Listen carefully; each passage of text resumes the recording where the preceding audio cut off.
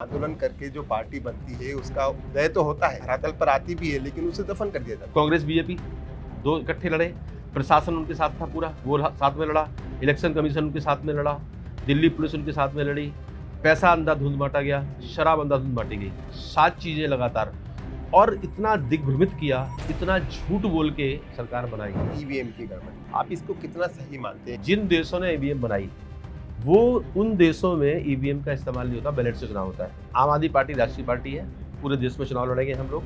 गुजरात में हमारा बहुत शानदार प्रदर्शन था, 41 लाख से ज्यादा वोट मिले थे हमको पिछली बार, और मैं बता रहा हूँ आपको, इस बार गुजरात में सरकार बन रही है आम आदमी पार्टी की। ये बड़ा दावा कर रहे हैं आप। मैं आज ऑन रिकॉर्ड बोल रहा हूँ, इसको आप नोट कर लेना, और जब कभी सरकार बने तो एक बार मुझे भी याद दिला देना। नमस्कार, स्वागत है आपका समय 9 में। मैं हूं अर्शद खान। आज हम आपको ऐसी शख्सियत से मिलवाने वाले हैं जो आम आदमी पार्टी के स्तंभ रहे। भले ही सरकार नहीं रही हो, लेकिन आम आदमी पार्टी का वजूद अब प्रदेश ही नहीं देश में भी।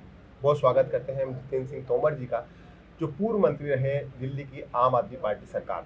हम उनसे बात करेंगे दिल्ली में सरकार क्यों गई, मध्य प्रदेश में आम आदमी पार्टी अब तक के पैर क्यों नहीं पसार पाई है, सिर्फ पंजाब तक क्यों सीमित रह गई। बहुत स्वागत है जितेंद्र जी आपका। Thank you very much sir, एक ऐसी पार्टी का उदय हुआ था, एक आंदोलन से उदय हुआ था, और उम्मीद की जा रही थी कि ये जो आंदोलनकारी हैं ये देश को बदल कर रख देंगे।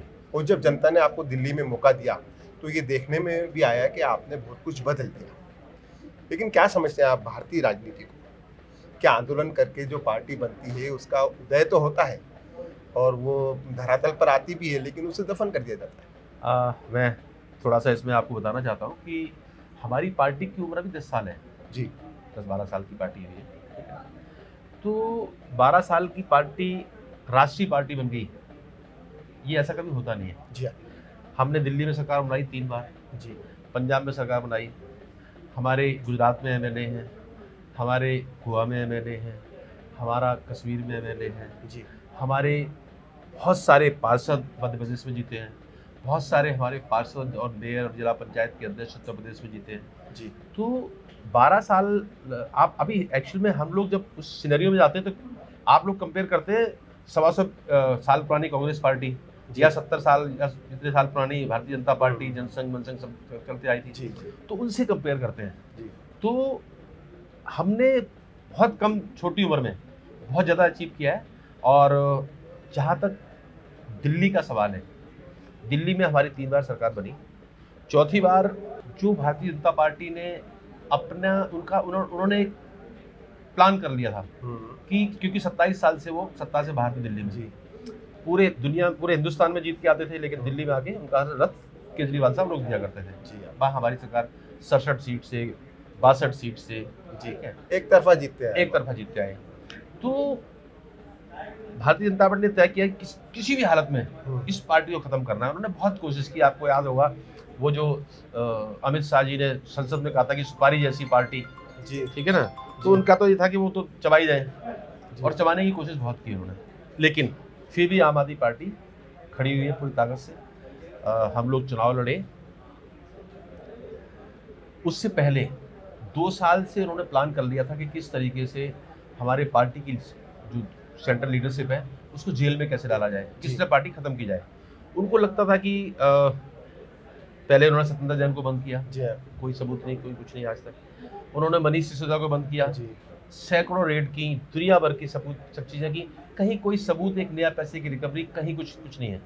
मतलब सब कुछ सोफे तक फाड़ दिए, घर के बेड फाड़ दिए, गांव में छापे मार दिए। जितेंद्र जी, ये तो पूरे देश ने देखा क्या हुआ क्या नहीं हुआ, लेकिन आंदोलनकारी, मैं आपकी पार्टी को आंदोलनकारी पार्टी कहता हूँ कि एक आंदोलन से जन्मी पार्टी और सत्ता तक पहुंची, अब वो जमीन पर क्यों नहीं नजर आती? क्योंकि आज दिल्ली की हालत क्या है और आप देखते हैं पूरे देश की हालत क्या है, जबकि आप एक राष्ट्रीय पार्टी है। मैं बता रहा हूँ, मैं ये तो बता रहा हूँ आपको। तो दिल्ली के अंदर क्या हुआ कि दिल्ली के अंदर जो चुनाव हम लोग लड़े, उससे पहले इन्होंने अरविंद केजरीवाल को जब जेल में डाला, तो केजरीवाल जी को जेल में डालने का इनका मकसद ये था कि वो केजरीवाल जी इस्तीफा दे देंगे। उसके बाद क्या हुआ कि एमएलए सब टूट के चले जाएंगे, तो उधर पार्टी खत्म हो जाएगी, जो कामयाब नहीं हुए। फिर उन्होंने कहा कि शाम दाम दंड भेद सब इस्तेमाल किए जाए, किस तरह इनको हराया जाए। तो पूरी ताकत से उन्होंने प्रशासन का इस्तेमाल किया। हम लोग, एक हमारा कैंडिडेट एक लड़ रहा था, वहाँ एक तरफ 7 कैंडिडेट थे, 7 लोग मिलकर लड़ रहे थे चुनाव। अब मैं बताता हूँ आपको, कांग्रेस और बीजेपी दोनों मिलकर लड़ रहे थे। जी। बीजेपी ने कांग्रेस को फंडिंग की खूब, करोड़ों रुपए फंडिंग की, हर विधानसभा में 1-1 करोड़ रुपए से ज़्यादा दिए कि आप जो चोर से लड़िए चुनाव, आप जितने वोट ज़्यादा काट लेंगे आम आदमी पार्टी के तो हम लोग जीत जाएंगे। एक कांग्रेस बीजेपी दो इकट्ठे लड़े, प्रशासन उनके साथ था पूरा, वो साथ में लड़ा, इलेक्शन कमीशन उनके साथ में लड़ा, दिल्ली पुलिस उनके साथ में लड़ी, पैसा अंधाधुंध बांटा गया, शराब अंधाधुंध बांटी गई, 7 चीज़ें लगातार, और इतना दिग्भ्रमित किया, इतना झूठ बोल के सरकार बनाएगी। मोदी जी की गारंटी, एफएम पर जितने चैनल्स हैं उस पर हर 3 मिनट के बाद ये मोदी की गारंटी है, हर महिला के खाते में 2500 रुपये आएंगे। तो क्या आपको ऐसा नहीं लगता है कि नरेंद्र मोदी का कोई विकल्प ही नहीं इस देश में, अरविंद केजरीवाल विकल्प बनकर सामने नहीं आ ऐसा पाए? कुछ नहीं है, ऐसा नहीं है। झूठ बोलने वालों का विकल्प बहुत झूठ बोलने वालों की बात बहुत दिन नहीं चलती है। 2 बार काट के हंडी चढ़ चुकी है, ठीक है, तीसरी बार भी चढ़ी है उनकी, लेकिन वो अब वो देश के लोग समझ चुके हैं अच्छे तरीके से, ठीक है। ऐसा एक प्रधानमंत्री कभी दिए जलवा देता है, कभी वो थाली बजवा देते हैं, ठीक है, कभी इस तरह की चीज़ें प्रधानमंत्री, आपने देखा सब चीज़ों को। तो अब जनता पूरे देश की, और जहाँ तक देश की बात कर रहा हूँ मैं उस पर नहीं जाता हूँ, मैं देश की बात कर रहा हूँ कि देश में आज जैसे मध्य प्रदेश की बात, मध्य प्रदेश, अभी गुजरात में हम लोग चुनाव जीते, जी हाँ। पंजाब में हमने रिपीट किया। पंजाब में रिपीट हमने क्यों किया? क्योंकि हम अच्छा काम कर रहे हैं वहाँ पे, जनता ने हमको सर्टिफिकेट दिया। अगर जनता ने, हम 3 साल काम करने के बाद अगर अच्छा काम नहीं किया होता हमने, जनता हमको दोबारा नहीं जिताती। हम दूने पहले से लगभग दूने मार्जिन से जीते। गुजरात के अंदर हमने जहाँ पर साख लगी हुई है नरेंद्र मोदी और अमित शाह की, वहाँ पर हम लोग जीते और बहुत शानदार उससे जीते, मार्जिन से जीते। तो इसी तरीके से मध्य प्रदेश के अंदर अभी हम लोग संगठन पे ध्यान दे रहे हैं। मुझे पार्टी ने यहाँ भेजा है प्रभारी बना के, और मैं लगातार सारे कार्यकर्ताओं से, सारे पदाधिकारियों से 1 to 1 बात कर रहा हूँ, चीज़ों को समझ रहा हूँ। उसके बाद हम लोग बहुत शानदार संगठन है यहाँ पे बिखरा हुआ है, उसको जोड़ने का प्रयास कर रहे हैं और जोड़ेंगे बहुत शानदार तरीके से। पूरे 55 जिलों का संगठन हमारा तैयार हो रहा है, करीब तैयार है, वो तैयार हो जाएगा। 230 विधानसभा सीटों पे हमारा संगठन तैयार हो रहा है।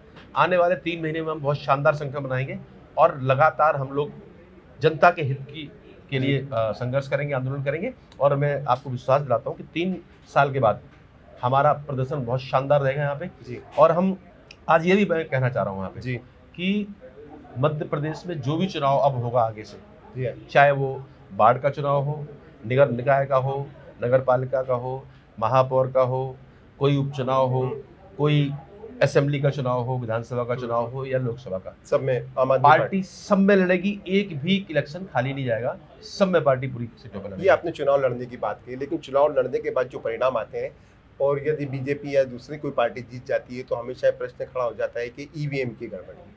आप इसको कितना सही मानते हैं? क्या ईवीएम में गड़बड़ है?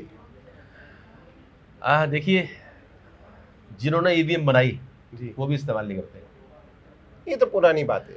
आप सुनिए, नहीं पुरानी नहीं है ना। हाँ, ईवीएम बनाने वाले लोग क्यों नहीं, जिनका आविष्कार किया ईवीएम का, वहां बैलेट से चुनाव होता है, क्यों होता है? क्या रीजन है? वो जिन्होंने ईवीएम का आविष्कार किया, हमारे यहाँ का आविष्कार है नहीं है, या तो हमारे यहाँ बनी हुई ईवीएम। जिन देशों ने ईवीएम बनाई वो उन देशों में ईवीएम का इस्तेमाल नहीं होता, बैलेट से चुनाव होता है। ठीक है, एक बात। दूसरी बात, मैं एक बात कहना चाहता हूँ, सपोज अगर 40 पार्टी हैं, उसमें 39 पार्टी कहती है कि आप बैलेट से चुनाव कराइए, और एक पार्टी कहती है नहीं हम ठीक है ईवीएम से चुनाव। क्या ये सच है? क्या जस्टिफाइड है ये?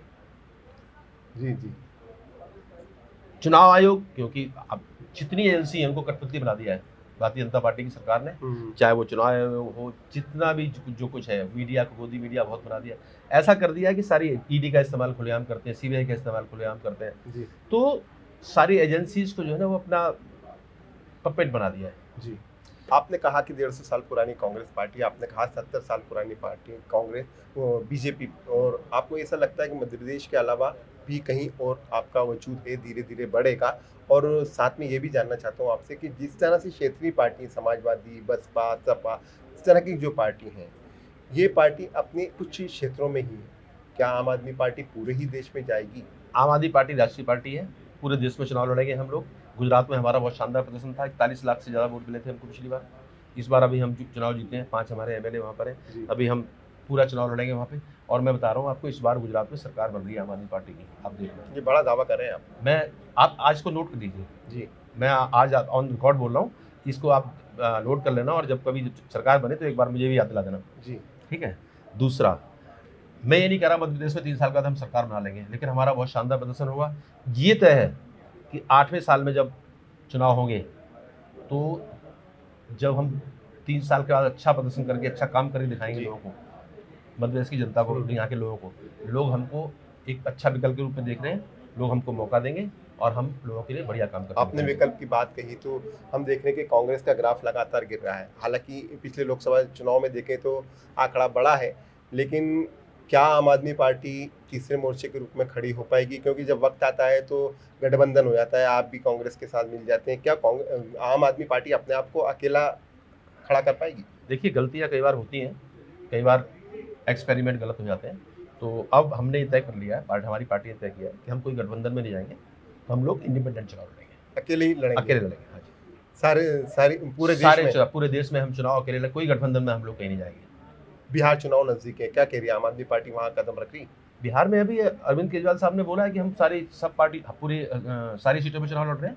ठीक है, हमारे प्रभारी अजय यादव वहाँ पर हैं, वो वहाँ कैंप किए हो, और वो उन्होंने वहाँ लगातार बोल रहे हैं कि हम सब में हमारे सारे कैंडिडेट्स तैयार हो रहे हैं हमारे बिहार के अंदर, तो लड़ेंगे हम लोग। मेरा अंतिम सवाल आपसे, आंदोलन से बनी आम आदमी पार्टी देश में चल रहे माहौल को लेकर कितना बड़ा आंदोलन खड़े करना चाहती है, करेगी या नहीं करना चाहती? देखिए, हम तो आंदोलन की कूख से पैदा हुई पार्टी है जी। आंदोलन ही करना हमारा काम है, हमेशा आंदोलन करते हैं हम, और आंदोलन करते हैं जनता के हित के लिए, जनता की काम मदद के लिए। वो आंदोलन हमेशा जारी रहेगा हमारा। हम लोग अब मध्य प्रदेश में, मैं यहाँ की बात कर रहा हूँ, मैं इंदौर की जमीन पर बैठा हूँ अभी, हमारा संगठन अगले 3 महीने में बहुत शानदार तैयार हो जाएगा, और उसके बाद आप देखें कि हर महीने आपको कोई ना कोई बहुत बड़ा आंदोलन हर महीने देखने को मिलेगा मध्य प्रदेश के अंदर, हर जिले के अंदर, हर विधानसभा के अंदर, और क्वार्टरली कम से कम हम भोपाल तक जाके वहाँ पर हम सरकार की आंखें खोलेंगे, उनकी जो कमियां हैं उनको उजागर करेंगे, और उनसे हम उनको ठीक करने के लिए हमें चाहे अगर विधानसभा का घेराव करना पड़े, वहाँ प्रदर्शन करना पड़े, वहाँ धरना करना पड़े, वो सब कुछ करेंगे। हम आंदोलन वाली पार्टी, हम लोग हैं आंदोलन की पार्टी है, और आंदोलन से ही हम लोग चलेंगे। बहुत धन्यवाद। हमसे चर्चा कर रहे थे जितिन जी, जिन्होंने बताया कि किस तरह से आम आदमी पार्टी मध्य प्रदेश में अपने आप को मजबूत स्थिति में लाने वाली है। एक बड़ा दावा किया उन्होंने कि आने वाले विधानसभा चुनाव जब गुजरात में होंगे तो वहाँ पर आम आदमी पार्टी की सरकार बनेगी। ये सभी जानते हैं कि दिल्ली में आम आदमी पार्टी सरकार बनाकर हट चुकी है, पंजाब में वर्तमान में सरकार है, और कई जगह अपनी पेट मजबूत कर ली। प्योर श्योर दूध और घी, माँ के प्यार सा, मिलावट से दूर, भरोसे से भरपूर, प्योर भी श्योर भी।